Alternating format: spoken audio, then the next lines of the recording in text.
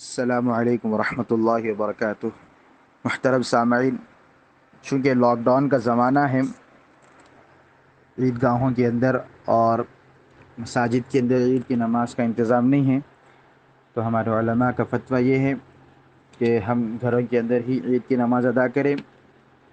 اگر گھر پر عید کی نماز نہ ہو سکے کسی وجہ سے کہ پڑھانے والا نہیں ہے، کسی کو نماز پڑھانے نہیں آ رہا ہو، یا پھر 4 افراد نہیں ہیں، تو اس صورت میں ہم گھروں کے اندر چاشت کی نماز اکیلے میں پڑھیں گے، جماعت کے ساتھ نہیں پڑھیں گے۔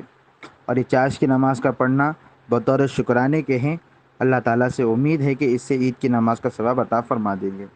اور جس کے گھر میں عید کی نماز کا انتظام ہے، وہ یہ عید کی نماز کا طریقہ غور سے سن لیں، انشاءاللہ شاید اس سے آپ کو فائدہ ہو جائے۔ عید کی نماز کے طریقے کے اندر 6 پوائنٹس کے ذریعے سے میں آپ کو بتاؤں گا، ہر پوائنٹ کو آپ کو غور سے سننا ہے۔ اور سب سے پہلا پوائنٹ یہ ہے، پہلے پوائنٹ کے اندر آپ کو نیت کرنا ہے۔ نیت کیسے کریں گے عید کی نماز کے لیے؟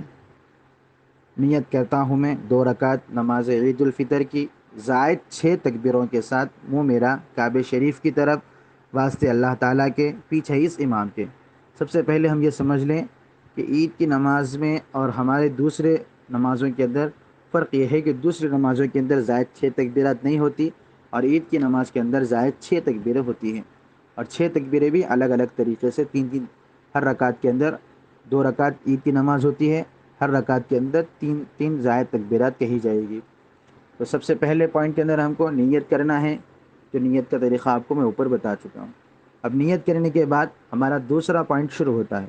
دوسرے پوائنٹ کے اندر آپ کو کرنا کیا ہے کہ امام تکبیر تحریمہ کہے گا، پہلی تکبیر کہے گا اللہ اکبر، تو ہم کو اب اللہ اکبر کہنے کے بعد ہاتھ کانوں تک اٹھا کر ہاتھ باندھ لینا ہے۔ ہاتھ باندھنے کے بعد ہم کو ثنا پڑھنا ہے، سبحانک اللہم وبحمدک وتبارک اسمک وتعالی جدک ولا الہ غیرک۔ یہاں پر آپ کا ثنا مکمل ہو گیا۔ جیسے ہی ثنا مکمل ہوئے گا، یہاں پر آپ کا دوسرا پوائنٹ ختم ہو گیا۔ اب تیسرا پوائنٹ کے اندر آپ کو اب یہاں پر زائد 3 تکبیرات کہنی ہے۔ پہلی رکعت کے اندر آپ کو 3 تکبیرات زائد کہنی ہے، وہ بھی ثنا پڑھنے کے بعد۔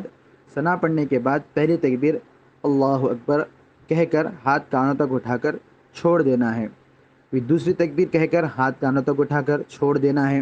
اب تیسری تکبیر ہاتھ کانوں تک اٹھا کر اب چھوڑنا نہیں ہے، بلکہ ہم کو ہاتھ باندھ لینا ہے۔ یہاں پر آپ کا تیسرا پوائنٹ مکمل ہوا۔ اب چوتھے پوائنٹ کے اندر اس کے بعد امام قرات کرے گا، یعنی سورہ فاتحہ پڑھے گا، اور اس کے ساتھ پھر دوسرا سورت پڑھے گا، پھر حسب معمول رکوع ہوگا اور سجدہ ہوگا۔ یہاں پر سجدے کے بعد آپ کا 1 رکعت مکمل ہو گئی۔